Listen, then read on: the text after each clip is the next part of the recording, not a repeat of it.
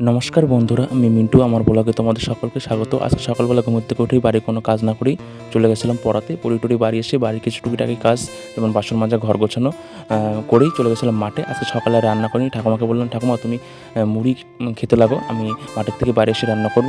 আর মাঠে যখন যাই তখনও প্রচণ্ড হারে কুয়াশা ছিল।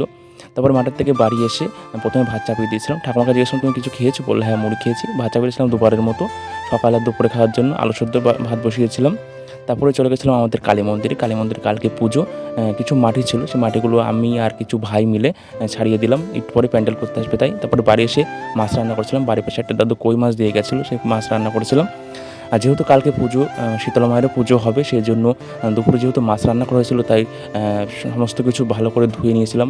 হাঁড়ি টাড়ি মেজে গ্যাস ট্যাস মুছে ওই জায়গাটা লেপে নিয়েছিলাম ভালো করে, যে গ্যাস মোছা হয়ে গেছে। মিট কেস টিসকেস সমস্ত কিছু পরিষ্কার করে নিয়েছিলাম।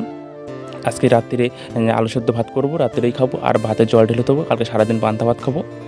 তো এই জায়গাটা ভালো করে লেপেও নিয়েছিলাম। কালকে পুজো আমাদের দিকে, তো এই যে কমপ্লিট হয়ে গেছে।